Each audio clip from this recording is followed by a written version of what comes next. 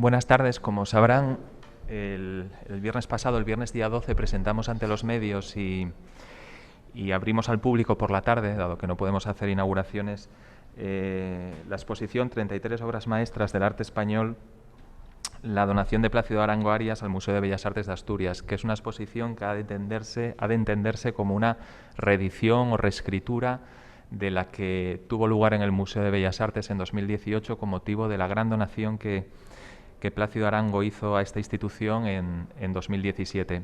Como de las 33 obras que componían la donación, 21 tenían una reserva de usufructo vitalicio hasta el fallecimiento del donante. Con la llegada, con el retorno de esas 21, hemos decidido reescribir, repetir en cierta medida la exposición con otra museografía, como paso previo a lo que será la incorporación, una vez finalizada la exposición de esas 33 obras, a las salas de la exposición o de la colección permanente del museo. Para contextualizar la exposición, en su día también publicamos un catálogo que puede comprarse todavía en la tienda del museo, un catálogo en donde se detallaba todas y cada una de las obras a través de su ficha catalográfica, con comentarios de diferentes especialistas y con una introducción que había sido realizada por quien es hoy nuestro conferenciante, Javier Barón, que además fue una persona que estuvo desde el minuto uno en las conversaciones, no me gusta decir negociaciones porque fueron más bien conversaciones con el donante, en torno a qué obras eran realmente las que al museo podían interesarle de cara a esa donación que, como digo, cristalizó en 2013. También de Javier Barón son algunas de las fichas de este estupendo catálogo que, como digo, todavía pueden encontrar en la tienda del museo. Precisamente para impartir esta conferencia hemos llamado a Javier Barón, que será quien en la próxima hora y cuarto haga una especie de recorrido por estas 33 obras, estos más de 500 años de historia del arte español, representados esos años en estas obras, y quien nos hable de la importancia para las colecciones del museo de esta extraordinaria aportación, que desde luego es uno de los grandes acontecimientos, un acontecimiento histórico para el museo y que así lo hemos dicho en todo momento. Haré una brevísima presentación del doctor Barón antes de proceder a darle la palabra y, por supuesto, antes también de agradecerle el que se haya trasladado en estos momentos de tanta incertidumbre y de tanta rareza, ¿verdad?, con esta terrible pandemia, pero que esté aquí para por lo menos durante esta hora y cuarto, hora y media, deleitarnos y hacernos olvidar un poquito de esa dura realidad que hay fuera del museo, ¿no? El museo, una vez más, como refugio frente a la crisis de la pandemia. Javier Barón es desde 2014 jefe del área de conservación de pintura del siglo XIX del Museo Nacional del Prado, en el que en 2003 fue nombrado jefe de departamento. Doctorado en Historia del Arte en 1989 con premio extraordinario por la Universidad de Oviedo, donde fue profesor durante muchísimos años. Obtuvo en 1990 el premio de investigación Juan Uría Riu. Ha sido director de una decena de tesis doctorales, todas ellas con la máxima calificación, y fue miembro del Consejo de las Artes y las Ciencias del Principado de Asturias y de los patronatos del Centro de Escultura Museo Antón y del de esta casa, del Museo de Bellas Artes de Asturias, del que fue patrono y que tanto en su época como patrono, como en su época ya posterior, después de dejar esa responsabilidad, pues ha seguido apoyando y muy pendiente siempre del museo desde su cargo de jefe del área de conservación de pintura del siglo XIX del Museo del Prado. También es miembro de número del Real Instituto de Estudios Asturianos y ha participado como comisario en la organización de numerosas exposiciones y en la redacción y edición también de múltiples catálogos. Entre las realizadas en el Prado cabe destacar el Retrato Español de Goya Sorolla, realizada en 2007, el siglo XIX en el Prado, en 2007, y Joaquín Sorolla, 1863-1923, en 2009, las dos en colaboración con José Luis Díez. También ha sido comisario de la exposición Turner y los Maestros, en colaboración con David Solkin, Pasión por Renoir, en colaboración con Richard Rand, está en 2010. El paisajista Martín Rico, 1833-1908, en 2012, todas ellas exposiciones, como digo, comisariadas en el Museo del Prado. La gran exposición El Greco y la pintura moderna, en 2014, Fortuny, 1838-1874, en 2017, y otras más que me ahorro el tiempo de seguir enunciándolas. Ha sido Summer Fellow en el Clark Art Institute de Williamstown, Massachusetts, en 2011 y ponente invitado por diversas instituciones españolas y extranjeras. Para finalizar, es académico correspondiente de las Reales Academias de la Historia, de Bellas Artes de San Fernando y de San Telmo de Málaga, y miembro de la Junta de Calificación y Valoración de Obras de Arte del Ayuntamiento de Madrid y del patronato de la Fundación Museo Sorolla. Así que, sin más dilación, Javier, cuando quieras, tienes la palabra. Bueno, muchas gracias, Alfonso, y al museo por esta amable invitación a estar aquí.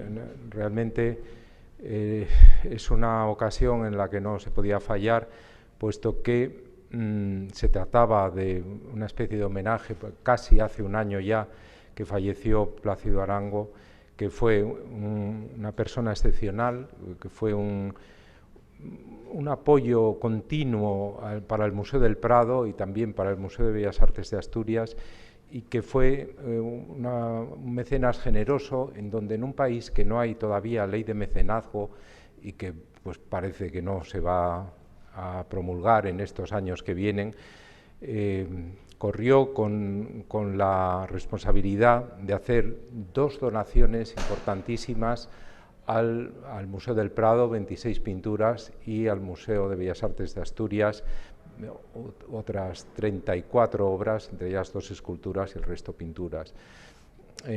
Además, Plácido Arango fue patrono de instituciones como el Metropolitan Museum de Nueva York, en donde llevó a cabo también una tarea importantísima que le fue muy reconocida, y tuvo una vinculación con distintos museos y centros europeos y americanos, con lo cual era una persona que estaba en el mundo artístico en un primerísimo nivel.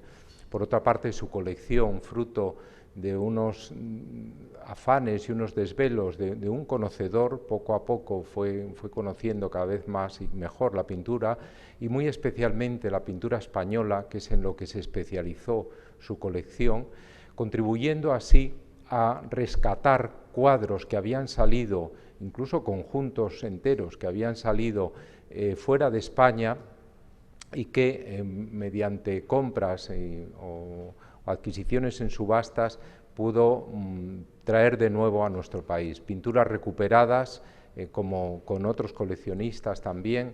Así se tituló una de las exposiciones que se presentó en este museo, en las que él colaboró. Y efectivamente, esa labor benefactora pues le permitió hacer de su colección pues una referencia universal en cuanto a las colecciones privadas de pintura española, entre las que destacaba sobre todo por su calidad y por su exquisitez. Plácido Arango fue además íntimo amigo y colaborador de Alfonso Emilio Pérez Sánchez, el director del Museo del Prado, durante un periodo muy importante en la vida del museo, y Plácido se benefició también del consejo de Pérez Sánchez, que cuando una pintura no interesaba al Museo del Prado, pero sabía que podía ser importante para España, le avisaba, y tuvo en él pues un verdadero aliado en esa tarea cívica y en esa tarea extraordinaria de recuperación del patrimonio perdido por España. En este sentido, además, Plácido Arango hizo finalmente un broche de oro de su actividad coleccionista, donando estos dos grandes conjuntos, un total de 60 obras muy importantes, que contribuyeron a fortalecer las colecciones del Museo del Prado y que apoyaron muchísimo también al Museo de Bellas Artes de Asturias. Para el Museo de Bellas Artes de Asturias, además, el hecho de que una persona como Plácido Arango destinara o lo eligiera como objeto de recipiendario de esa donación es muy relevante, es muy importante, puesto que sobre todo en el bloque de arte contemporáneo, que era uno de los puntos en donde el museo necesitaba mayor refuerzo, las obras que donó lo ponen al museo en un nivel de excelencia óptimo que de algún modo es un acicate, pero al mismo tiempo una especie de norma o de nivel, marca un nivel de excelencia al cual pues habrá de responder el museo en los próximos años, ayudado, ojalá, que por muchas otras donaciones, y ayudado, es posible, por unos presupuestos que le permitan, 14 años después prácticamente, poder asumir esa tarea de adquisiciones sin las cuales un museo está verdaderamente muerto. Y en ese sentido, entonces, la donación de Arango es muy importante, no solo por las obras en sí, las 34 obras, sino también por el nivel de excelencia que dibuja o que traza y que es muy visible en la sección del arte contemporáneo. Plácido Arango, además, hizo la donación en memoria de sus padres asturianos, Jerónimo Arango Díaz y María Luisa Arias Fernández. Para él era un motivo también de vincularse con la tierra de sus antepasados. Él se sentía asturiano. Él era español, a pesar de que había nacido en México, tenía también la nacionalidad española y su vínculo con Asturias era enormemente profundo. Fue presidente de la Fundación Príncipe de Asturias durante 8 años, entre el 85 y el 95, luego vocal vitalicio de su patronato, y realmente tenía muchísimos amigos, y para él el museo era algo verdaderamente especial. Ya lo demostró cuando hizo la exposición en 2006, Una mirada singular, pintura española de los siglos XVI al XIX, 25 obras, pero cuando de verdad lo demostró en mayor medida es con estas 33, después de esa exposición donó la de Regoyos, que sería la primera de sus donaciones, pero aquí es que tenemos 33, realmente son el patio y 2 grandes salas en la planta baja, y además en la planta superior otras obras de gran tamaño que no caben ahí, y además el retablo, es decir, que son 5 conjuntos o 5 áreas que realmente llenan el museo. Bueno, voy a empezar puesto que no tenemos todo el tiempo del mundo, aquí está el día de la inauguración de la colección. La donación se hizo en 2017, la donación se pudo ver completa en 2018 y este es el día de la inauguración. Parece mentira porque parece que fue ayer y ya Plácido, por desgracia, no está, pero en fin, están sus cuadros y está su memoria que permanecerá vinculada a este museo. El conjunto que donó Plácido Arango son 34 pinturas y 32 pinturas y 2 esculturas, entre las correspondientes a 30 artistas, de los cuales 18 no estaban representados en las colecciones del museo y 4 además solo lo estaban representados en depósitos, fundamentalmente del Museo del Prado. Es decir, solo con el número de artistas que se incorporan, que son 18 nuevos artistas, a las colecciones del museo, este es un paso de gigante para estas, ¿no? Pero es que además las que se incorporan de artistas que ya estaban representados complementan con un nivel de calidad y también con un interés propio, tanto porque son de periodos ajenos o de temas diferentes a los que ya existían, o porque refuerzan aspectos complementarios, de tal manera que todo ello pues viene a ser como el propio Plácido Arango quería. Él quería donar obras de calidad que fueran obras de sala, como él decía, es decir, obras que se pudieran exponer permanentemente en el museo y por ello que tuvieran un nivel de interés y de calidad máximos. Esto no consta en ningún lugar, no hay en la donación ninguna cláusula que diga esto ha de exponerse de tal manera, siempre en el museo, siempre en una sala, no, hay discrecionalidad absoluta para el museo. pero sí que la calidad de las obras las hace acreedoras, por su naturaleza, de formar parte de las colecciones del museo permanentes, ¿no? Como así ha sido y así se incorporarán después de esta exposición inaugural.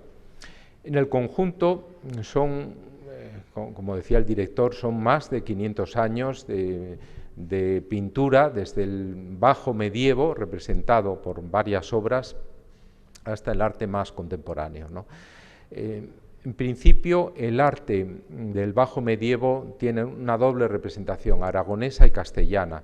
Son los dos grandes reinos de España en ese momento, y la pintura aragonesa está representada por estas tres obras de Juan de la Abadía el Viejo. Esta, que es la triple Santa Ana, la Virgen con el Niño y Santa Ana, que es un motivo muy frecuente en la pintura del bajo medievo, es una disposición en donde se duplica la referencia femenina con la doble maternidad, Santa Ana y la Virgen, y a su vez la Virgen, y esto se expresa por esta disposición en vertical que vemos aquí, o bien por una disposición yustapuesta, que es la otra manera de presentar este motivo, ¿no?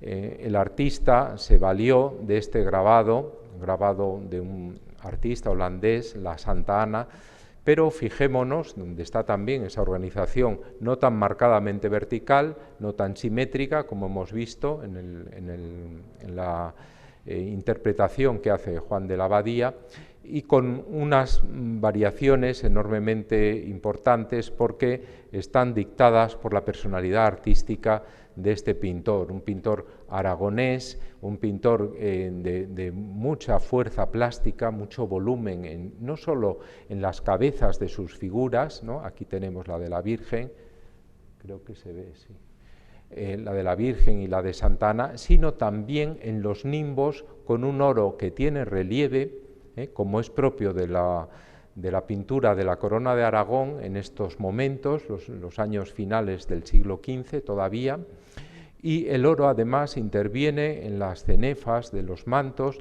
interviene, como vemos aquí, interviene también en los vestidos, el brocado, e interviene especialmente en el fondo, y en el fondo también con estas corladuras en relieve geométricas que se repiten en los tres cuadros y que no son propios ya de la pintura aragonesa, sino que son más específicos de la pintura catalana, a la que este maestro Juan de la Abadía está vinculado, sobre todo por su trabajo con el Pere García de Benavarre, un pintor catalán de ese momento al cual está vinculado Abadía. Vemos también la monumentalidad, el sentido grandioso, cierta especie de constricción del marco en las figuras. Estas se desarrollan tanto que parece, sobre todo en alguno de los otros ejemplos, que el espacio no es capaz de asimilarlas. Fijémonos en el San Pedro entronizado en su cátedra, flanqueado por dos cardenales, donde realmente pues, ocupa casi toda la composición desde los pies a la cabeza, ¿no?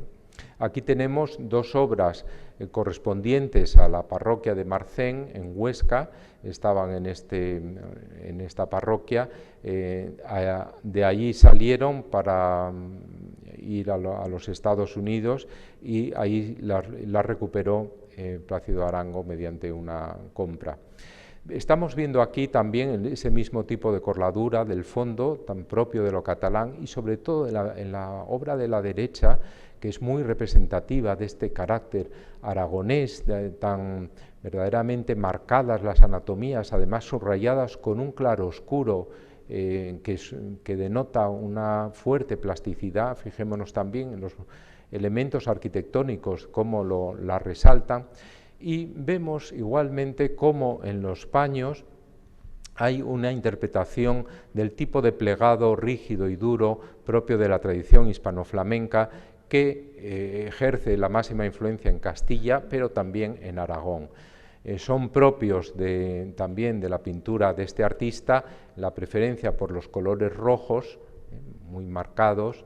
Aquí lo vemos, bueno, es el color requerido en vestimentas cardenalicias, pero también lo vemos en los guantes de San Pedro, en la túnica de Santa Engracia, una santa zaragozana, martirizada por Daciano a principios del siglo IV.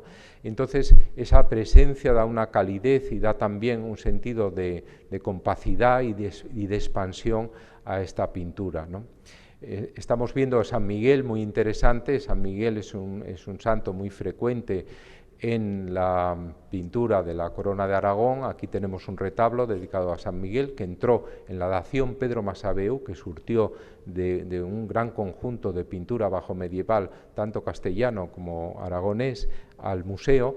Pero aquí estamos viendo en la doble acepción de San Miguel derrotando al demonio, al ángel caído, y de San Miguel pesador de almas, puesto que está la balanza salvando el alma, que pesa menos que el peso, ¿no?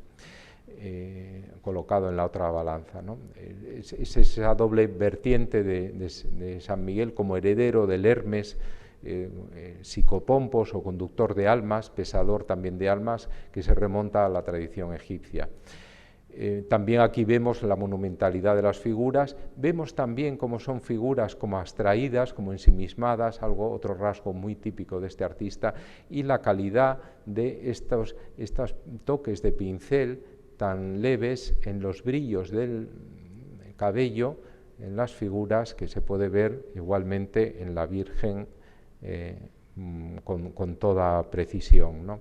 Es decir, 3 incorporaciones, además de última hora, a la donación, fruto de la generosidad de Arango, cuando en el último viaje que hicimos a Cáceres, pues las vimos en una capilla y las ofreció gentilmente, y fueron las 3 últimas incorporadas. Bien, con Diego de la Cruz estamos ante el otro gran territorio de la pintura bajo medieval española, que es el territorio castellano. Burgos era una ciudad que tenía una tradición pictórica relevantísima, muy importante, relacionada con el comercio de la lana con Flandes. En Flandes se tejía la lana castellana y de Burgos salía toda esa lana a los talleres de Gante o de Amberes. Burgos, por tanto, se enriquece con cuadros realizados en Flandes, y además estos cuadros de maestros flamencos hacen que los artistas locales pues crezcan en este contacto estrecho con la pintura flamenca y adopten las características de esta pintura, que es el inicio, no lo olvidemos, del Renacimiento en Europa, antes que en Italia incluso, o de un modo distinto que en Italia. Por tanto, vemos los rasgos de la pintura flamenca interpretados por Diego de la Cruz, o más bien el círculo de Diego de la Cruz, ¿no? Es una pintura que cuenta con una perspectiva empírica. Todavía no estamos en la creación legítima de Alberti, con una perspectiva geométrica, sino que es una perspectiva parcial, no unificada, hecha con distintos puntos de fuga, como vemos aquí.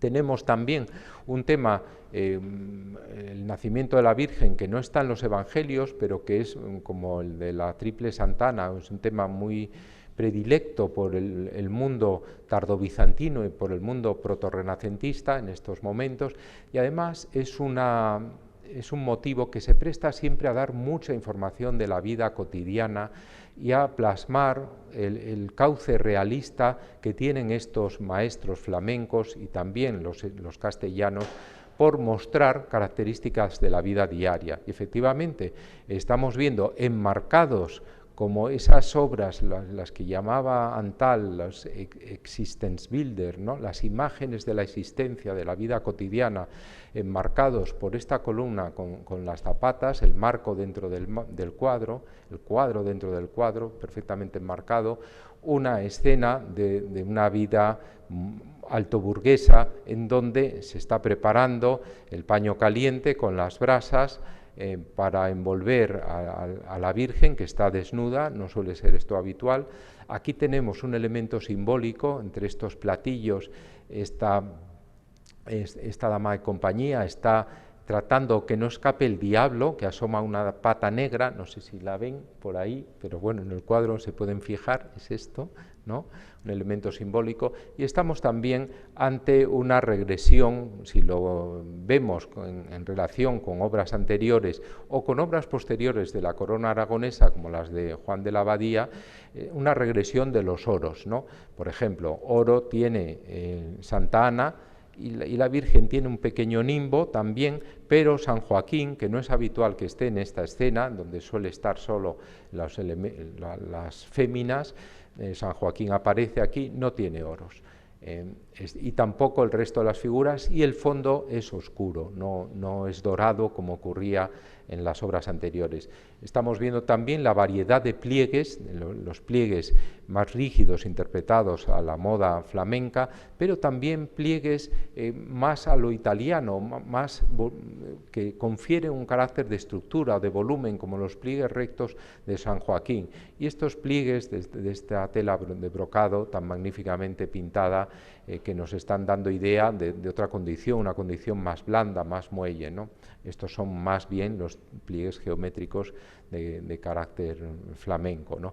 Luego, una atención a la moda, que evidentemente es la moda de ese momento, que es muy elocuente para los historiadores, muy útil también, ¿no?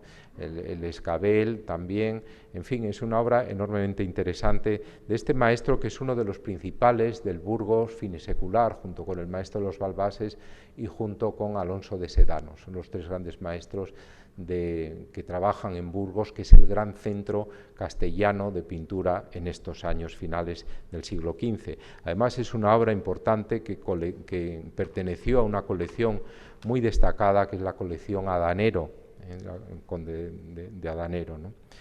Esta obra realmente fue una de las que estuvo en mejores colecciones, junto con otras que veremos, de todo el conjunto donado por Plácido Arango. Fíjense también en la manera de proyectar haces de luz muy viva, muy clara, que denotan un fuerte carácter de volumen en las figuras, ¿no? Todas ellas están ganando ese espacio de volumen para las figuras, que es uno de los rasgos más característicos del Renacimiento y que se ve aquí en mucha mayor medida que en las obras anteriores, que estaban más sujetas al plano, ¿no? Bien, esta es una obra de Diego de la Cruz y de su taller, que conserva el Museo del Prado, en donde vemos también los tipos relacionados con la figura que estaba en el primer término. Y aquí tenemos este retablo, que realmente merece, como bueno, se hizo también pues una explicación autónoma, ¿no? Es el segundo retablo que conserva el Museo de Bellas Artes de Asturias. No es poco, además está completo, tiene su predela, en este caso esculpida, no pictórica, como suele ser habitual en la Castilla Oriental en estos años, en los finales del siglo igualmente. La predela es o banco, es esta parte del retablo. El guardapolvo está igualmente decorado, como vemos aquí, y conserva perfectamente como vemos, todos los encasamentos, todas las calles, todos los pináculos. Y fue fruto de una restauración, además, poco después de tener lugar la donación, y ahí pues hubo una colaboración de distintos restauradores que permitieron pues que el retablo, cuya conservación es muy delicada, se pudiera exponer en las mejores condiciones y se pudiera mantener. En este retablo, además, estudiado primero por Joaquín Yarza y luego por mi compañera Pilar Silva, se advierte la mano de dos pintores. Por un lado, el círculo del Maestro de la Visitación de Palencia, ya así llamado por un retablo de la Catedral de Palencia, y al cual corresponden casi todas, menos dos, menos esta, Cristo en casa de Caifás, y el Santo Entierro, el resto de las pinturas de los encasamentos de las tres calles centrales corresponde a este maestro. Y estas otras dos obras, estas que he señalado, más las pinturas de los guardapolvos, corresponden al maestro de Oña, que fue identificado por Pilar Silva con Fray Alonso de Zamora. Son maestros activos en los años finales del siglo. Yarza pensaba que se había hecho primero la parte del maestro de la Visitación y luego la del maestro de Oña, pero Pilar Silva piensa que se hicieron al mismo tiempo y eso atestigua o eso promueve esa unidad de estilo que estamos viendo a pesar de las dos manos que decíamos, ¿no? Probablemente la obra fue encargada por la abadesa del monasterio en el que se encontraba, que es doña Leonor de Velasco, de la familia de los condestables de Castilla, los Velasco, que es una familia importantísima. Ella fue la que costeó el retablo y ella además promovió, quizá no para el altar mayor, porque era el monasterio de la abadía de Clarisas de Medina de Pomar, en Burgos, del cual ella era abadesa, y entonces al ser una abadía de Clarisas, lo lógico es que estuviera Santa Clara, pero sin embargo estaría en un altar secundario, quizá en la capilla de cementerio, donde se fotografió y se pudo documentar. Después pasó a colecciones particulares y realmente se pudo recuperar y está en un lugar público excelente, como gracias a Plácido Arango. Aquí tenemos entonces cómo es una obra hecha para la meditación de las monjas y por tanto el lugar principal, el encasamento principal, está dedicado a la flagelación, es decir, promueve una meditación sobre el sufrimiento de Jesús, y en este sentido las anatomías laceradas de Cristo están muy presentes tanto en esta obra, en esta tabla del encasamento central, como también en algunas otras, ¿no? Especialmente el Eceomo, pero sobre todo en esta, donde Cristo está casi desnudo, ¿no? Aquí tenemos también la presencia de San Pedro interpelado por la criada, que se repite en Cristo en casa de Caifás, también alusivo a una contrafigura negativa, que es San Pedro, y también la criada, ¿no? Como figura femenina que intenta pues desprestigiar a Cristo, o que intenta pues poner en un apuro a San Pedro, ¿no?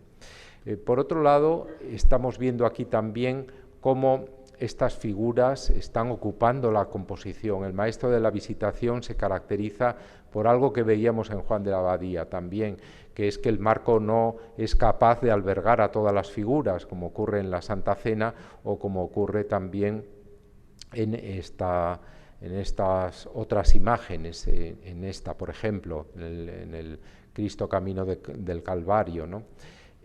Realmente este maestro se define por algunos rasgos, entre ellos pues el tener figuras de tamaños distintos, como por ejemplo Cristo, que es mayor a estas figuras laterales de los apóstoles, que se están perdiendo, ¿no? Aunque están más cerca, tienen menos importancia que Cristo o que San Juan, menos tamaño también. ¿Por qué? Porque no le caben todos los apóstoles en una palabra, ¿no?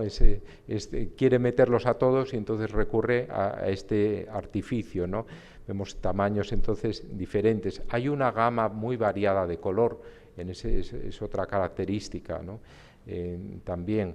Y luego hay unos plegados irregulares en esta pintura.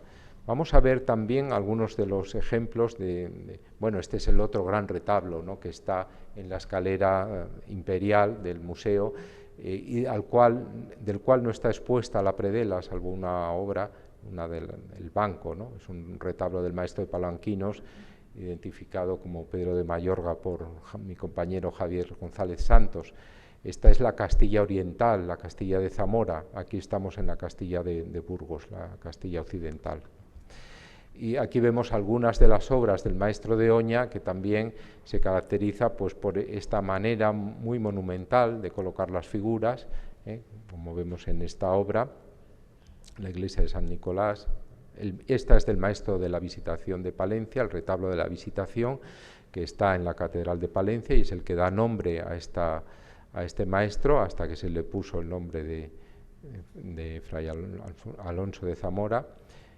Aquí más obras, donde estamos viendo la donante también, y esta que está muy relacionada, como vemos, con el Santo Entierro del retablo, con la que veíamos que estaba en la parte superior derecha. Fijémonos cómo es el mismo tipo de composición, absolutamente, a el mismo tipo, pero aquí Santa María Magdalena está revestida con una mayor suntuosidad, con un sentido muy cercano a la plasmación del gusto por los vestidos ricos propio de esta época bajo medieval, el otoño de la Edad Media, en donde esta riqueza era un rasgo distintivo, sobre todo de Borgoña, pero también de Flandes.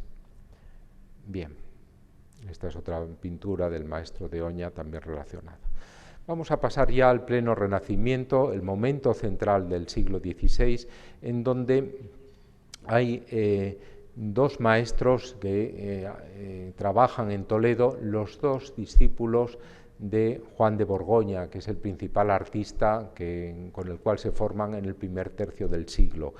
Juan de Borgoña es un artista que equilibra magníficamente la herencia flamenca con la pintura, la influencia de la pintura italiana. Es decir, los dos grandes focos del Renacimiento tienen en Juan de Borgoña una síntesis ejemplar. Y con él es con el que se forman dos pintores, Correa de Vivar y Comontes.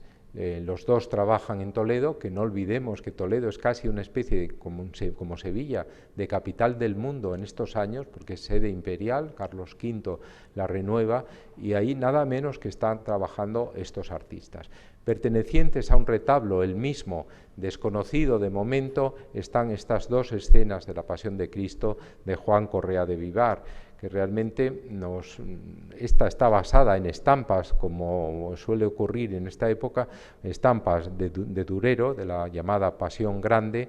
Es un motivo muy frecuente el Cristo con la cruz a cuestas. Aquí tenemos el ejemplo de Schongauer, ahora expuesto, que también sirvió para ese cuadro relevante de la dación Pedro Masaveu. Y aquí estamos viendo pues esta ordenación ya más propia de Juan de Borgoña, con planos de profundidad más nítidos y con un dibujo totalmente inspirado en los maestros, por un lado del Renacimiento italiano, pero también del Renacimiento flamenco, con ese gusto por mostrar la fealdad o los rasgos de maldad de los sayones que acosan a Cristo, ¿no? Mientras que en cambio tenemos aproximación a un tipo de belleza más ideal en la Verónica o en el rostro de Cristo, que está más cercano a esos modelos rafaelescos que habían triunfado ya en Italia y que penetran por Valencia, pero también penetran en la península ibérica a través de Juan de Borgoña. El museo tenía ya la media anunciación, porque nos faltaba el ángel del propio Juan Correa de Vivar. Esta anunciación, una obra muy serena, de ese mismo momento, una obra opuesta totalmente al patos de la pasión que hemos visto, y una obra pues complementaria que verdaderamente con estas dos que ingresan ahora representan magníficamente a este maestro toledano de la mitad del siglo, en donde vemos como en este caso en la crucifixión también una manera muy eficaz de dar esta dimensión de profundidad es colocar los dos caballos, uno en escorzo hacia el espectador y otro hacia el fondo, ¿no?, de las dos figuras de Longinos, que va a atravesar, o que ya ha atravesado a Cristo, porque aquí está la herida en el costado, y del centurión que decide que ya está hecha la obra de la crucifixión, ¿no? Mientras en primer término las figuras desmayadas de la Deesis, San Juan y la Virgen y María Magdalena pues expresan ese recogimiento opuesto a ese otro carácter, como vemos, un carácter de muy fuerte volumen, muy marcado a lo italiano. Pensemos en los maestros italianos del Renacimiento, como para ellos el caballo es una especie siempre de banco de pruebas para mostrar los volúmenes y las anatomías, desde Paolo Uccello hasta Leonardo da Vinci, y así lo vemos también en Correa.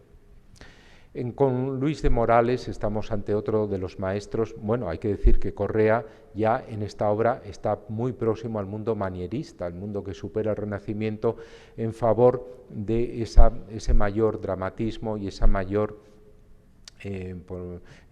compresión de las figuras dentro de su marco, ¿no? Y aquí tenemos Morales como testimonio del gusto por una piedad mucho más íntima, mucho más propia de las corrientes que en ese momento están en boga. Él tiene en estas piedades, que son una especie de alternativa a las vírgenes con el niño, la Virgen con el niño es el otro gran tema de dos figuras de Luis de Morales. Morales tiene en estas piedades pues una manera, un cauce para expresar ese sentimiento de maternidad herida, ese dolor ante la muerte de Cristo. Cristo ya lívido, como vemos, hay un cierto realismo muy de tradición castellana, muy propia. Luis de Morales es extremeño, es el gran pintor del manierismo junto con el Greco en estos años, y fijémonos cómo los fondos son neutros, son totalmente oscuros, para favorecer ese claroscurismo y favorecer la concentración por ese haz de luz sobre la imagen de la Virgen y la cabeza, incluso el pecho del Cristo, ¿no? Esa concentración evidente en una pintura introspectiva. Fijémonos cómo los paños aquí son unos paños blandos, son unos paños dibujados caligráficamente con un sentido de gran pintor. Morales trabaja siempre las tablas enormemente bien, las deja perfectamente lisas para sobre la tabla poder deslizar muy bien la pintura con el pincel sin dejar huella de la pincelada, para conseguir ese acabado tan liso como aquí vemos, ¿no? Con las calidades extraordinarias, como vemos, de la sangre resbalando por la frente o de las lágrimas también. La otra obra que ya tenía el museo es San Esteban, una obra magnífica, una obra que verdaderamente está entre las mejores de Morales, superior a la que conserva el Prado, y con una visión del paisaje que nos pone también en deuda o nos pone en vínculo con, por un lado, el paisaje flamenco, fundamentalmente, que es el tipo de paisaje al cual remite, ¿no? Y con esa también invocación al cielo del ángel, perdón, del santo mártir, con los ojos hacia arriba, ¿no? Bien, Juan de Juanes, que es un maestro que faltaba en el gran conjunto de pintura valenciana renacentista que se iniciaba con Felipe Pablo de San Leocadio en el museo y terminaba con Nicolás Borràs, magníficamente. Pero la figura central del Renacimiento, las figuras centrales es Yáñez, por ejemplo, y Llanos. Yáñez está representado en el museo, pero no está Juan de Juanes, que durante mucho tiempo fue el maestro más alabado de todos los maestros valencianos, hasta el punto de ser llamado el Rafael español.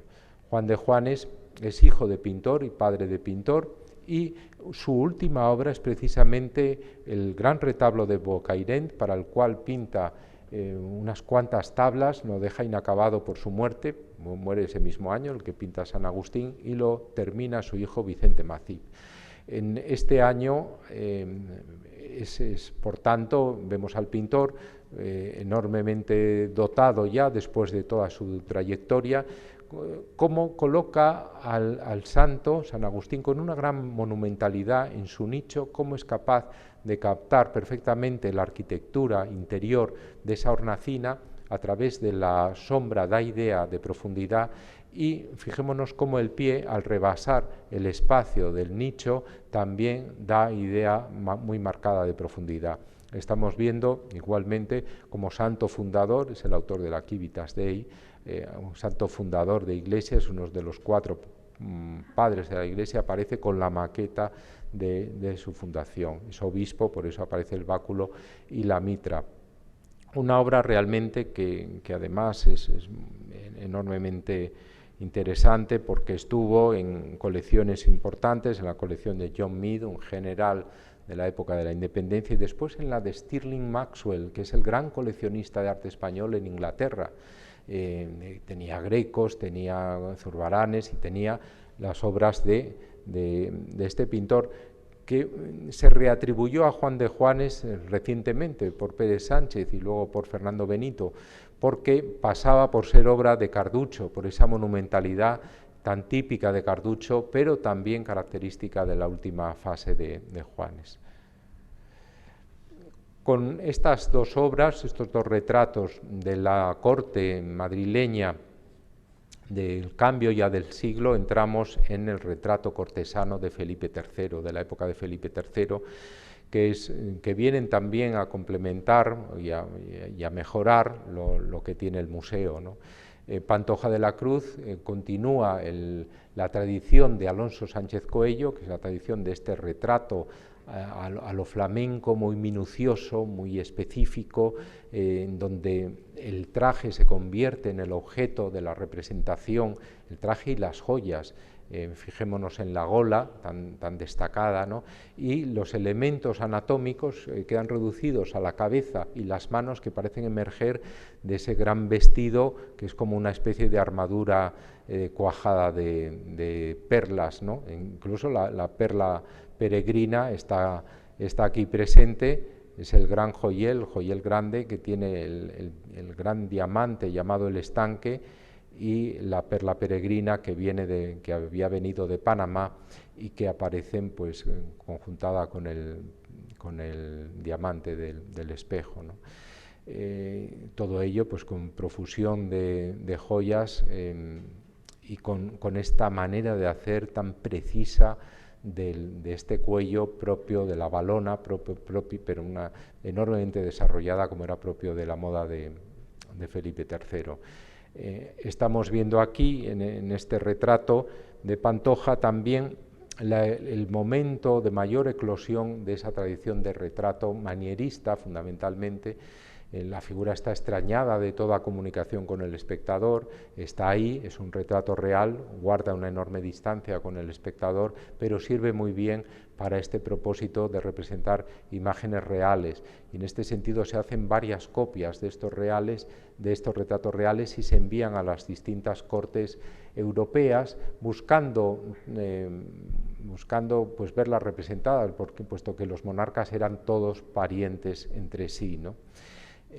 También estamos viendo cómo el fondo es totalmente neutro, la figura emerge de él y cómo tiene pues ese carácter de volumen. También hay que señalar que no se agota, podemos pensar que tanto en esta obra como en esta otra son los finales de un estilo, que después de esto ya desaparece este tipo de retrato, pero no, porque la eclosión de Alonso Sánchez Coello, la continuación con Pantoja, que es el gran maestro, y la terminación con otros maestros como Bartolomé González, a cuyo círculo corresponde, o quizá a él mismo, puesto que está atribuido, corresponde esta obra, o como Rodrigo de Villandrando, que era el maestro al cual estaba anteriormente atribuida también esta misma obra. Estos dos maestros, discípulos de Pantoja, prolongan esa tradición de retrato cortesano, pero también la prolonga el primer Velázquez. Velázquez sigue estos modelos, pero los transforma, los convierte en otra cosa. Ahora hay un depósito del Museo del Prado que incorpora el círculo de Velázquez, el nombre de Velázquez, en una obra magnífica, por otro lado, con lo cual pues se completa esta tradición, claro, muy evolucionada, pero vemos las obras de Velázquez cuando viene a la corte y ¿qué hace? Pues también tienen esta postura, también tienen el brazo apoyado en el bufete o en la silla, también tienen el cortinaje o tienen otros elementos y este fondo y también el embaldosado, ¿no? Y una figura muy monumental que ocupa toda una composición de tamaño natural y de grandes dimensiones, por tanto, ¿no? Con muy poco aire al principio por encima. ¿Qué hace Velázquez?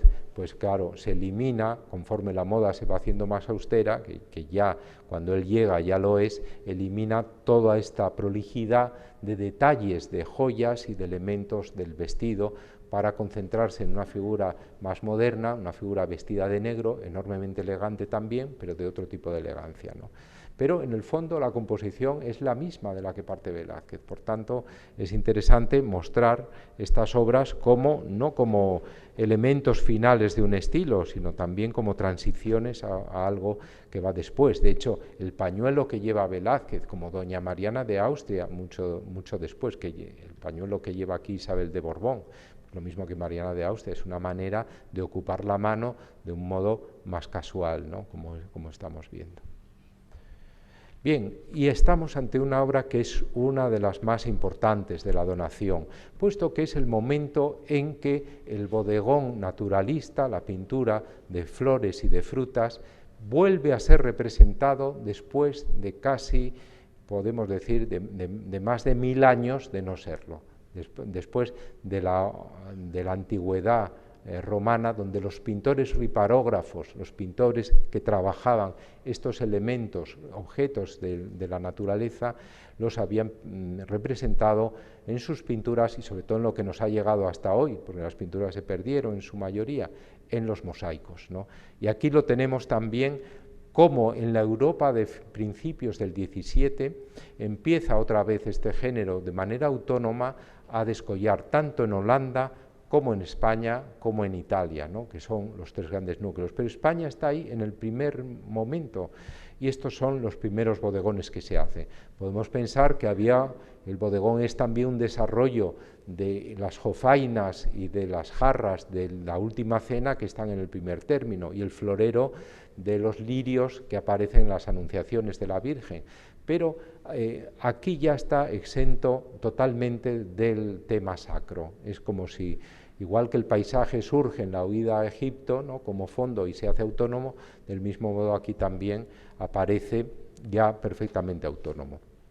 Bien, con Van der Hamen además estamos ante un pintor que es noble, que forma parte de un cuerpo de nobleza y que realmente es uno de los maestros más importantes del momento, junto con Fray Juan Sánchez Cotán, el gran cartujo, el autor del Bodegón del Cardo, con más elementos y con más deseos de dar una idea de bodegón rico que Fray Juan Sánchez Cotán, donde los elementos suelen ser hortalizas exclusivamente, ¿no? Pero aquí tenemos pues el gusto por el vidrio, el gusto también por la cerámica, como vemos enmarcando estos dos floreros magníficamente el azafate de guisantes y de cerezas, con esta técnica de colocarlo en un nicho como hacía Sánchez Cotán también, colocar también elementos suspendidos como la rama de almendras en la parte superior, como igualmente hacía Cotán, y con algunos elementos salientes del parapeto del primer término para dar idea, acentuada por las sombras, de profundidad relativa, como hacía también el propio pintor Cartujo. Estamos viendo un perfecto equilibrio entre flores y hortalizas y frutas, y estamos viendo también un claroscurismo, una visión enormemente bella de las luces en las flores y en los frutos, ¿no?, dando idea de volumen, pero dando idea también de reflejo a la manera holandesa. No olvidemos que Van der Hamen, aunque nacido en España, era de ascendencia holandesa. Es una obra, además, que realiza en el mismo año que esta otra, que está en una colección particular, con la cual se relaciona. Aquí la diferencia es que el segundo florero es también de cristal, pero como vemos hay elementos muy similares en esta composición, también de una gran calidad como la del Museo de Asturias. Y relacionado con Van der Hamen, hasta el punto que se piensa que eran primos, aunque esto no está demostrado, pero relacionado también en su desempeño, estamos viendo con una disposición perimetral igualmente de los frutos. Aquí no hay flores, pero sí hay, como vemos, un gran frutero de mayólica en el primer término y una posición de perspectiva hacia arriba. No es tan perfecto el nicho en esta obra de Alejandro de Loarte, un hijo de pintor, Jerónimo de Loarte, que muere muy joven, muere antes que su padre incluso, y realmente esta obra tenía una obra compañera de esta que formó en la propia colección Arango, que donó al Museo del Prado. Entramos ya en el gran barroco, los grandes maestros, los primeros nombres, como con Francisco de Zurbarán, del cual el museo conserva este Cristo muerto en la cruz, que entró en la dación Pedro Masaveu, una obra capital del artista, pero aquí estamos viendo en otra faceta, la del pintor de conjuntos de hombres de fama, como eran los infantes de Lara, conjuntos de series, las 12 tribus, por ejemplo, de los hijos de Jacob, que el pintor y su taller, su obrador, realizaban para la exportación a América. En ese sentido, pues eran figuras inspiradas normalmente por el maestro que hacía Zurbarán, que hacía el cuadro principal, como es este caso, el Bustos de Lara, y conforme a este, con variaciones, valiéndose a veces también de grabados, su obrador o su taller realizaba el resto. Aquí tenemos el modelo compositivo muy probable de este grabador holandés, Gerhard de Jode, en el que pudo haberse inspirado el artista. Como vemos, la postura, sobre todo de este brazo, es enormemente similar, pero hay que pensar también en cómo es una postura muy teatral, ¿no? En cómo es un momento en donde la dramaturgia del siglo de oro está en su máximo nivel en el mundo, ¿no? Es en España donde están los mejores escritores de teatro, y es en España además donde se desarrolla pues todo este tipo de escenografía, entonces una pose teatral vista también los actores de dramas o de autos sacramentales, ¿no? Como estamos viendo ahí. Es muy importante, como siempre en Zurbarán, las calidades táctiles en la armadura brillante, también como vemos el jubón, las manos, la manera también muy claroscurista de hacer, todo eso es muy relevante en este maestro que está, pues, que llena prácticamente los 60 primeros años del siglo de oro, del siglo XVII español. Aquí tenemos otra obra relacionada con esta, pero de inferior calidad, que está en el Museo Goya de Castres. Y la escuela valenciana del barroco no estaba representada por artistas, pues si consideramos a Ribera valenciano, bien, pero es esencialmente napolitano. Por tanto, frente a la escuela madrileña, que es el gran foco mejor representado en este museo, es uno de los grandes museos del mundo en barroco madrileño, faltaba algo de la escuela valenciana. Con esta obra de Spinoza lo tenemos, una obra magnífica también, muy íntima, donde está el tema de la lactatio de San Bernardo, como la Virgen conforta en su meditación a San Bernardo con la leche que sale de su pecho. Es un tema que parte de la caridad romana, es un tema, por tanto, que su origen está en Simón, que es hecho prisionero, le visita a su hija y le alimenta de esta manera, ¿no? Pero la iconografía cristiana se apropia de él y lo utiliza sobre todo en el mundo barroco para representar a San Bernardo, como vemos. Aquí tenemos una figura totalmente inspirada o deudora de las de Francisco Ribalta, que es el gran maestro en el que se inspira sobre todo Ribera, pero también el propio Spinoza, ¿no? Estamos viendo estos pliegues blandos, este claroscurismo, este dominio de los tonos rojos, que es muy típico de la escuela valenciana. Realmente está también en otro maestro, Orrente, del cual es continuador Spinoza, está también Sariñena y en otros maestros, ¿no? Y tiene, como siempre, lo levantino, lo valenciano, tiene un sentido de naturalismo unido a la gracia en la Virgen. Esto es su contacto continuo con Italia lo revela, ¿no? En la Virgen, y también el naturalismo en la figura del santo, ¿no?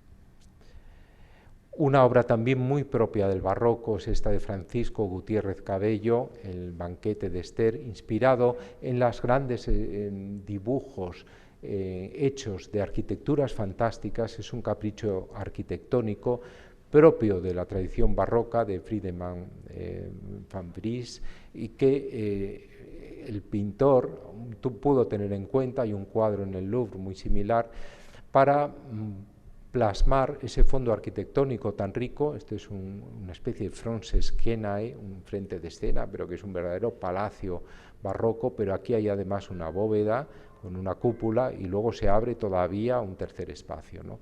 Está al aire libre este banquete, es algo irreal totalmente, un tema bíblico, puesto que aquí está Esther, el banquete de Esther.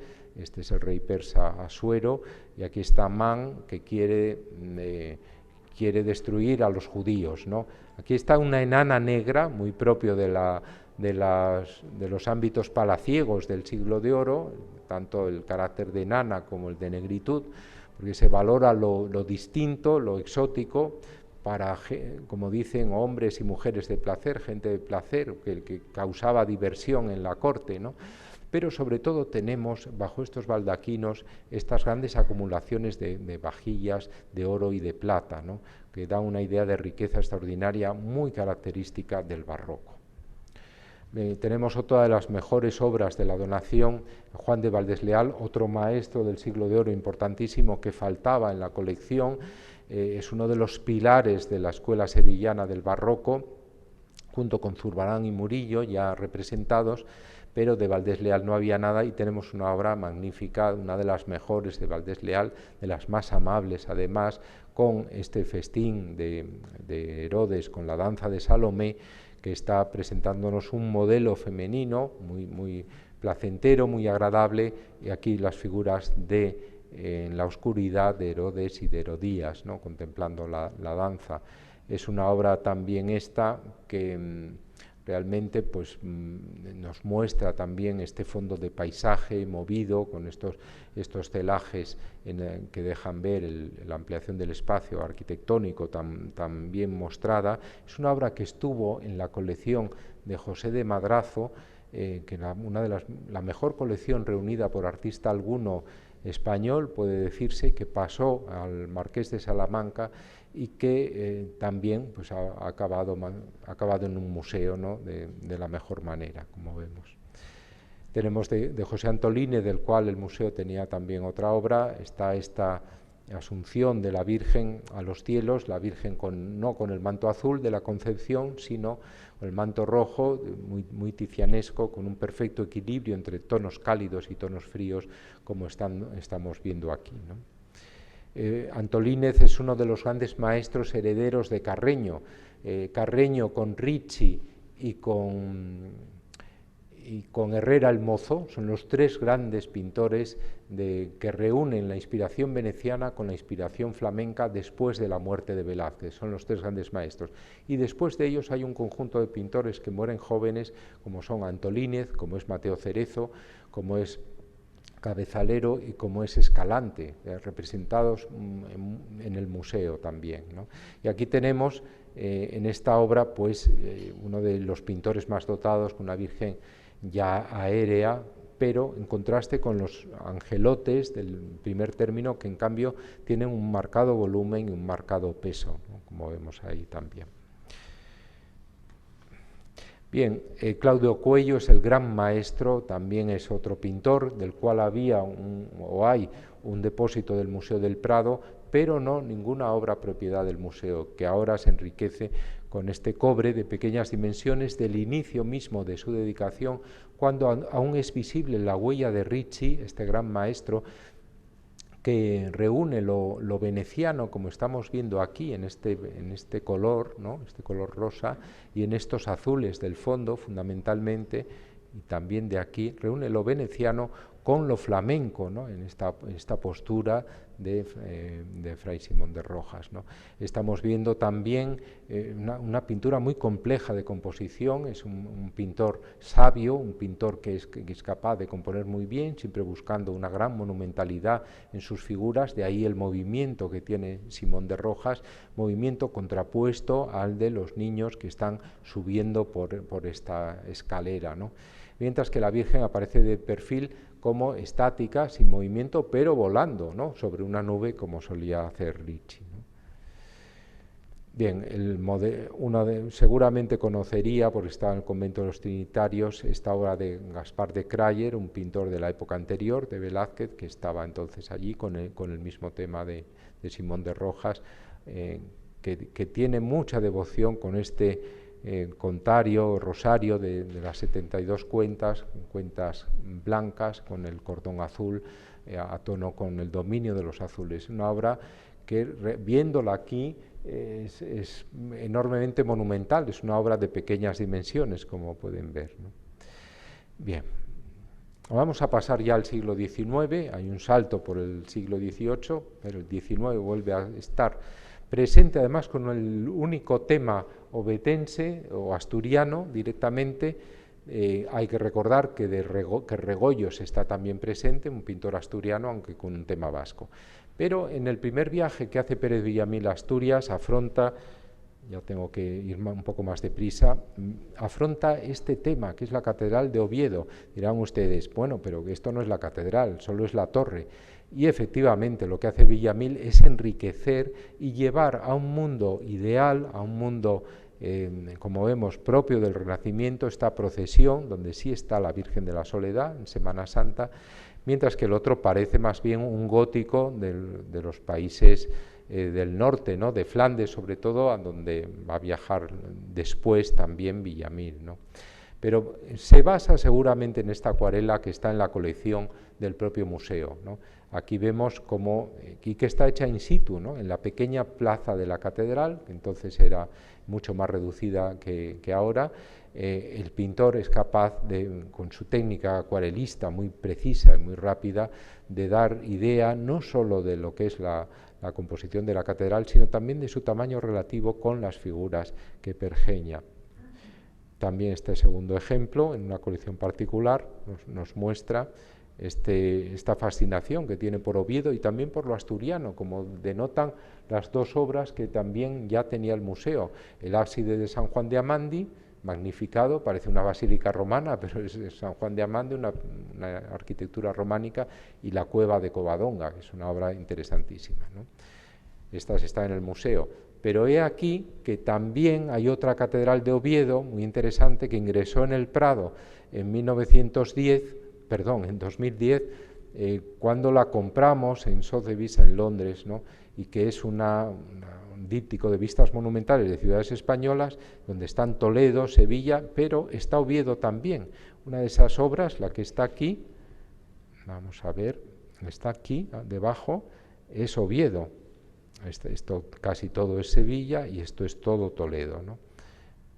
Y aquí está también la mezquita de Córdoba, en fin, pero mete a Oviedo, que le interesa especialmente, y aquí tenemos también la procesión de la Soledad sobre esta hojalata hecha del natural, pintada, una técnica también extraordinaria, que podemos comparar con esta otra obra del año 37 y obra en torno al año 37 también, de su primer viaje, con las capillas de Santa Eulalia y Santa Bárbara.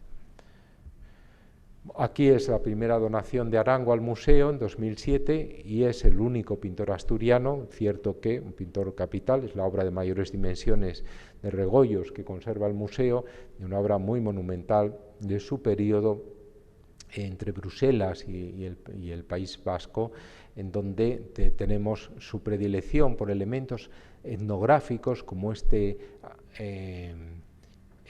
carro arcaico con esta rueda de chaplón maciza. A Regoyo le interesaba mucho, decía que sonaba muy bien el chirrido en los caminos, y con esta humildad del primer término también muy característica de Regoyos, ¿no?, ese barro, ¿no?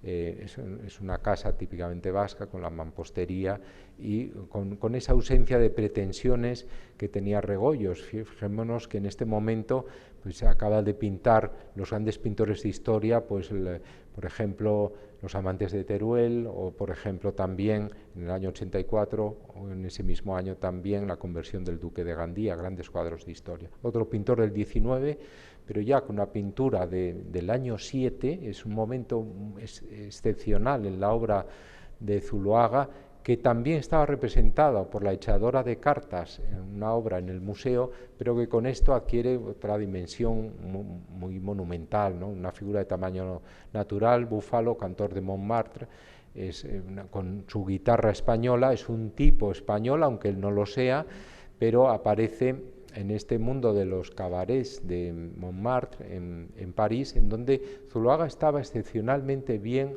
relacionado. Era amigo de Degas, de Gervais, conocía a través de su familia política, sobre todo, a la gran burguesía parisina, y pues era un artista que además caía bien. Ya entonces tenía el gran cuadro El Apocalipsis del Greco, Picasso había ido a verlo a su casa y él disfrutaba de un gran reconocimiento. Es una obra muy moderna, a pesar de que rinde homenaje a la figura de Velázquez. Aquí vemos las sombras, vemos esta ambigüedad del fondo con el suelo, vemos también la postura, que es muy velazqueña, la manera de cubrirse con la capa, la postura esta de 3/4, el contorno maleable de la figura, pero también hay una vinculación con las novedades de la pintura francesa, sobre todo de Émile Bernard, que es amigo suyo, y de otros artistas, en parte Gervais, pero con una originalidad propia. No es que esté copiando o siguiendo a estos artistas, ¿no?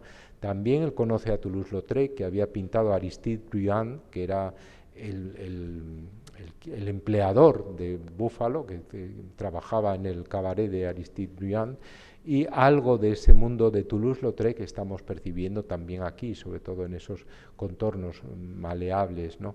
Estamos viendo también la expresividad, reduplicando la forma, el contorno de la figura, y por tanto duplicando ese sentido expresivo igualmente. Y fijémonos que esto es muy difícil de hacer, esta calidez de los tonos del suelo, de la guitarra y de la figura, de su capa, con la frialdad del verde del fondo. El verde es el color más difícil para un pintor, es un color con el que pocas veces veremos a los artistas confrontarse, ¿no? Y sin embargo aquí Zuloaga lo hace de modo maestro. Esa especie de antiarmonía aparente que se resuelve magníficamente en el cuadro es indicio de la gran calidad de pintor de este artista. Posteriormente, como le interesa al personaje, 6 años después lo vuelve a pintar también de otra manera, con el fondo de Montmartre, el Sacré-Cœur, y de un modo menos afortunado, seguramente, pero en el momento en que está haciendo estos retratos al aire libre, con un fondo de paisaje que tiene que ver con la figura, que de algún modo la complementa, como el Maurice Barrés, donde está Toledo al fondo, o como la Condesa de Noailles, donde hay también un fondo pintado. Con Solana estamos ante el gran maestro de la expresividad, diríamos, no del expresionismo de la primera mitad del siglo en España. Es un maestro importantísimo, del cual el museo conserva 3 obras. Del mismo año es esta, La corrida de toros en Sepúlveda, del año 23, y está muy relacionado también complementariamente con esta otra. Estamos viendo también un fondo, que en este caso es la plaza de Buitrago, que se puede además ver aquí con las diligencias. Aquí está el albéitar errando este caballo, y con una figura intempestiva, diríamos, de este cura de pueblo. Yo me había traído una descripción literaria del propio Solana, que fue un magnífico escritor. No la voy a leer entera, sino solo lo siguiente, tomado de 2 pueblos de Castilla, publicado al año siguiente. El cura párroco del pueblo, con su gorrito de terciopelo bordado, ya muy viejo, y su bufanda al cuello, es un cura montado a la antigua, modesto en el vestir. Su sotana muy remendada verdea por algunos sitios y ha tomado un color pardo de miseria. Bueno, y sigue la descripción. Veremos que es una obra que parte nada menos que de muchos años antes, de este otro cuadro que está también en la colección Arango, Los autómatas, de 1907, le vemos aparecer por vez primera, un cuadro ambientado en Arredondo, en los inicios mismos de la gran dedicación pictórica de Solana, de Gutiérrez Solana. Aquí lo vemos también en un dibujo en colección particular, y aquí vemos en lo que es el modelino, el dibujo preparatorio, boceto, perfecto para esta composición. Del cura está destacado en tinta y pluma, y en donde el resto de la composición vemos cómo le interesa menos, está en lápiz, ¿no? Aquí vemos cómo se ajusta extraordinariamente, introduce algunas variaciones, como siempre hacen los artistas, pero realmente esta figura tan cortada, aquí está incluso cortada por la derecha, lo que no ocurre en el boceto, con lo cual señala mejor ese carácter de inmediato, ¿no?, que tiene esa figura, ¿no?, ese carácter como intempestivo. Es curioso porque Solana es un artista que quizá por su característico psiquismo, su peculiaridad, era una persona muy particular, ¿no? Entonces quizá petrifica las formas humanas, las convierte, eso se ve muy bien en el Pombo, las figuras están como eternas, petrificadas, materializadas para siempre, como pasa con este cura, ¿no? Y sin embargo los objetos o las arquitecturas parecen vivas, ¿no? Aquí vemos cómo las casas parecen estar vivas, ¿no?, las diligencias también. O sea, que hace al contrario, dota y eso se ve en el Pombo también, como los vasos del primer término parecen vivos, mientras que las figuras no. Es muy curioso, esta obra se expuso en el Salón de Otoño de 1924 y ahí tuvo unas críticas favorables, sobre todo la crítica de Edgar Neville, el comediógrafo y cineasta, que dijo: los fondos de los cuadros de Solana son magníficos, viejos rincones castellanos, eran 5 obras, entre ellas esta, con diligencias como esta o casas hoscas como estas, realzan considerablemente el interés del tema principal, ayudando, completando el vigor de la obra total. Sin embargo, una crítica negativa de otro crítico es esta: rostro fofo, de este cuadro además, rostro fofo y facciones asimétricas, espejo de animalidad bien definida en el retrato. Bueno, al fondo un par de hombres están errando una caballería, empolvadas diligencias descansan junto a los tétricos soportales de la plaza. Bueno, realmente es un cuadro, por tanto, que tuvo una trayectoria relevante en esta exposición y en otras del pintor. Vamos a seguir para entrar ya en el bloque contemporáneo, que como sección es quizá la más contundente y la más relevante. Inicia además del mejor modo con 4 grandes maestros de la abstracción de la segunda mitad del siglo XX, que son Esteban Vicente, Antoni Tàpies, Antonio Millares y Pablo Palazuelo, los 4 maestros importantísimos. Hay que decir que estas obras creo que podrían estar en cualquier museo de arte contemporáneo que representara la pintura española, por ejemplo en el Reina Sofía. Y aquí tenemos uno de los collages de buen tamaño de Esteban Vicente, que empieza a hacer collages a finales de los años 40, en el año 49, cuando se ve, está en la Universidad de Berkeley, no tiene lienzos y trabaja, o no tiene pinturas, y trabaja muy bien con estos elementos recortados. No sé si tengo que acabar ya, ¿no? Bueno, intentaré acabar. Tienes 15 minutos todavía. Vale. Entonces, con estos collages estamos ante un artista maestro que domina perfectamente la síntesis o la simbiosis entre lo constructivo y lo sutil, ¿no?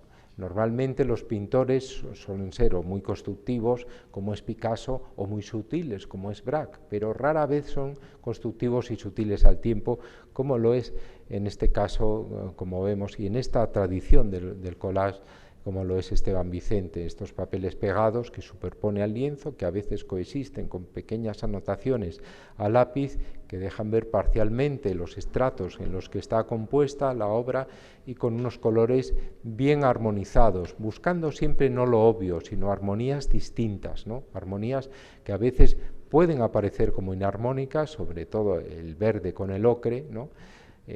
O el azul con el rosa, pero que finalmente se resuelven muy bien, ¿no? Maestro, uno de los grandes maestros de la Escuela de Nueva York, en la que está Pollock, en la que está Rothko, y del cual hay además un museo en Segovia monográfico.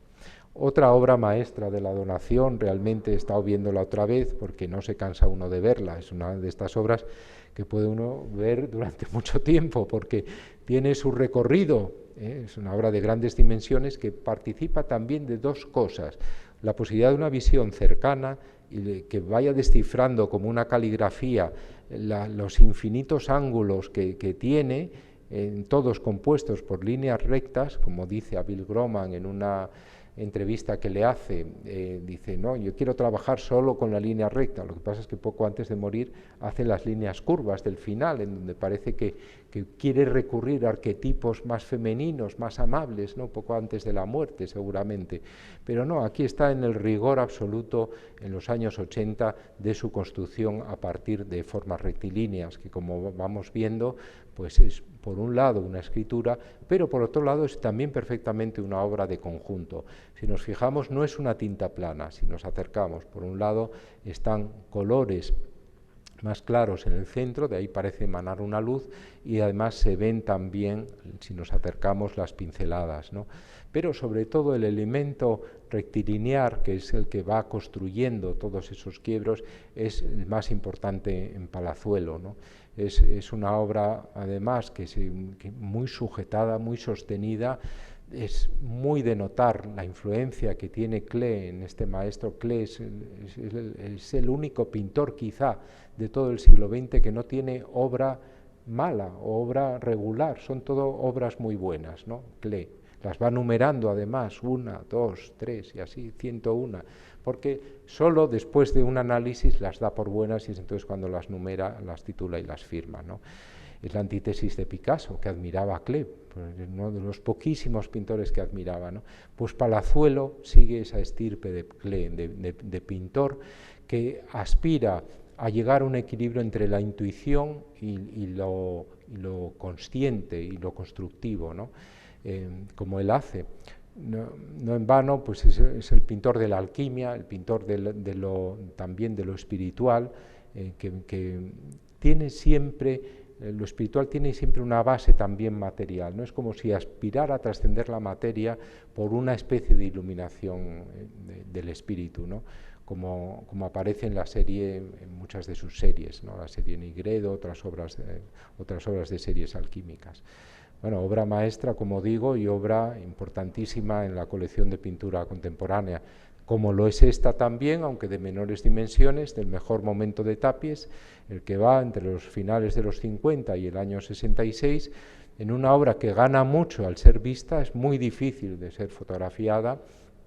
Realmente cuando uno la ve, como he hecho yo esta mañana y esta tarde, pues estás viendo una capacidad mucho más sugerente de toda la materia, que es con lo que te trabaja, porque si vemos la fotografía, y aquí también me parece, que no solo en la pantalla, tenemos una composición árida, dura, rígida, difícil. Las composiciones, por ejemplo, de Serge Poliakov se parecen a esta composición, ¿no?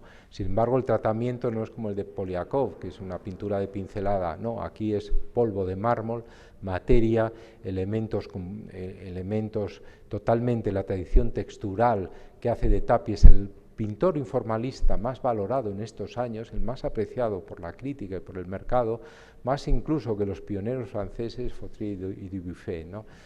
Tapies Tapia, es el muro, ¿no? Él juega con este nombre también y ahí va haciendo, pues bueno, va recurriendo a sus grafismos, va recurriendo también a las incisiones, a las huellas, para dar idea de un espacio habitado, como si la materia fuera una especie de trasunto del alma, que es la gran metáfora o lo que estos artistas aspiran a mostrar, no solo Tapies, sino también los otros del grupo del Dau al Set, incluso los del grupo El Paso o otros afines como Lucio Muñoz en algún momento.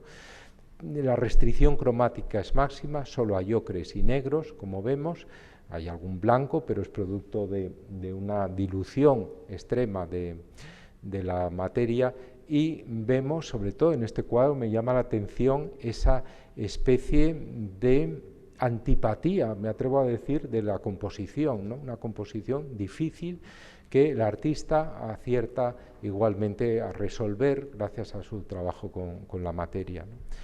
Otra obra importantísima de Manolo Millares, representante aquí de una etapa posterior a la de su adscripción al Grupo El Paso, que se disuelve prácticamente en 2 años, a finales de los 50, pero eslabón entre un momento de arpilleras informalistas que trabajan con esos colores negros y rojos de la primera época, con la alusión a la sangre, y que va en una época en la que otros artistas del grupo, como Rafael Canogar, se han pasado totalmente al realismo figurativo.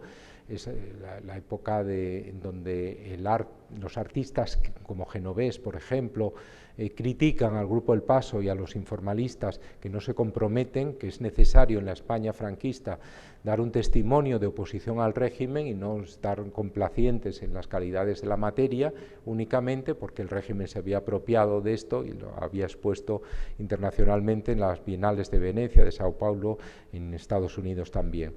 Y entonces Millares lo que hace no es como Canogar, hacer como una especie de cadáver valiéndose de vaciados o de figuras reales que se aplican al fondo de la pintura, sino hacer una cosa más sutil, ¿no? El guerrillero muerto, pero nos cuesta ver el guerrillero, vemos un zapato en la parte derecha de la composición, por aquí debe estar. Es un detalle. Sí, sí, no la tengo entera, entonces el zapato no lo veo, pero bueno, hay que ir a la obra. Entonces, esta obra está mostrándonos esa manera de vincularse con lo real a través de ese zapato del guerrillero, pero al mismo tiempo nos está mostrando también la magnífica presentación de este tratamiento de la materia hendida, acuchillada, la arpillera, que es un lienzo muy vasto, acuchillado, rajado, como había hecho Burri también, como el trasunto pues, de esa materia herida, el guerrillero no solo herida, sino muerta, ¿no? El guerrillero con los colores de la tradición española, los colores de Goya, el rojo, el negro y el blanco, ¿no? El blanco que se suma aquí al rojo y el negro españoles porque va a ser la antesala de la última época del artista, ¿no? que es todo en blancos, dando idea también de cómo nunca Millares se cristaliza en un solo tipo de ejecución, como hacen otros artistas, como Manolo Rivera, con sus cajas metálicas, que continúa una y otra vez, ni tampoco da saltos en el vacío, como hace Canogar, con obras que no tienen nada que ver, sino que de una manera orgánica va evolucionando y va creando siempre etapas interesantes. Otro informalista, en una de sus obras maestras, quizá la mejor que yo he visto, es Guinovart. Esto nos habla de la buena selección que hizo Arango de sus obras, porque Guinovart es un artista muy prolífico que tiene toda clase de obras. En este momento, además, trabaja con la tierra que él les trae de su tierra natal, en la Gramunt, y que transporta al cuadro como si fuera una especie de obra real, ¿no? De materia real, ¿no? Pero logrando también una composición magnífica en un cuadro este díptico que verdaderamente tiene unas dimensiones enormes, ¿no? No está en la exposición, sino que está en el segundo piso de la ampliación, ¿no? En la sala de contemporáneos. Donde también está esta obra de Canogar, 3 por 2 metros, son dimensiones enormes del mejor momento de Canogar, a mi modo de ver, que son finales de los 50 y 60-61. Esta inspiración en San Cristóbal, una figura que en grandes dimensiones ocupa los transeptos de los templos españoles, entre ellos el de Toledo, y que nos representa esa gran monumentalidad, pero en donde vemos aquí otra vez el negro y el blanco con el rojo, es decir, los colores junto con Saura más típicos de la tradición goyesca, de la tradición española, ¿no? Estamos viendo también cómo en las rebabas, en esta pintura enormemente gestual y certera, en Canogar, que es muy joven entonces, solo tiene 25 años, pero es un pintor que acierta quizá por el contacto con Saura, que le estimula a dar lo mejor de sí, ¿no? Como vemos, lo resuelve de un modo que parece increíble por su madurez en un pintor de 25 años, en las dimensiones en las que trabaja. Obra maestra también del equipo Crónica, esta del Bosque Maravilloso, que pertenece a una serie titulada La partida de billar, autonomía y responsabilidad de una práctica, está dando idea de cómo también en los años 70, ya muerto Franco, el arte no debe ser algo autónomo como es el billar, ¿no? La partida de billar, los jugadores de billar solo piensan en eso, es su mundo, ¿no? Como podía haber sido la partida de ajedrez, ¿no? En Duchamp, por ejemplo. Pero la partida de billar, el arte puede ser algo más, el arte tiene que ser algo más, en unos momentos en que hay que tomar partido después de muerto Franco. Y eso es lo que ataca aquí el equipo Crónica a sus compañeros pintores, como había hecho Arroyo con Miró en la serie de los artistas complaciéndose en su trabajo y ajenos al mundo de lo real, igual que el jugador de billar. Pero es una sala de billar que existía en Valencia, los Billares Colón, en un ambiente totalmente frío, congelado, un ambiente en donde aparecen estos elementos, el maniquí, inspirado en una pintura de Carlo Carrà, o estas otras, Henri Rousseau, el aduanero, o Leger también, ¿no? Fernand Léger. Es decir, pintores de la objetividad más acusada, ¿no? Otra obra también con estos planteamientos, pero ya más tardía, más complaciente, más vinculada con una historia propia que quiere narrar, pero que no explicita con claridad. Toda la ciudad habla de ello. Es el culto a la ciudad de la obra de Eduardo Arroyo, ya maduro, que había sido muy combativo con estas otras series, pero que en esta época ya no, y que celebra en cambio pues el gusto por el color, en este caso el negro, en este homenaje a esta figura inspirada por Edward G. Robinson, el actor que interpretó a un gángster, y en este mundo pues también de gángsters, el vigilante nocturno que vigila pues precisamente a esta figura, y luego con la fotografía, el voyerismo tan típico de Eduardo Arroyo, los elementos icónicos de diseño propios de su pintura, ¿no? Con Darío Villalba estamos ante uno de los artistas más innovadores de los años 70, porque es pionero en la utilización en gran escala de la fotografía unida a la pintura, como ruptura del ámbito disciplinar de la pintura, en unos momentos en que ésta se va a contaminar con la fotografía. Esto va a pasar con otros artistas posteriormente, o en esos años ya, como artistas españoles, pero pasa internacionalmente con artistas como Richter o Polke, ¿no? Y recurriendo para ello a la repetición, a una repetición de esta misma silueta, la espera, donde hay algo de movimiento continuo en este tríptico, hay algo de cronograma, de avance hacia la derecha, que es el hilo de nuestra mirada, la dirección de nuestra mirada, y también hay algo como muy típico de Darío de Villalba, que era una persona, yo lo conocí, una persona que sufría muchísimo y que realmente aspiraba a trascender a través de la pintura su condición de apartada, fue un artista por otro lado muy protegido, porque en esta época exponía con Vandrés, con Fernando Vijande, que era el galerista más internacional entre los españoles, lo llevó a Nueva York, ¿no? En obras como esta.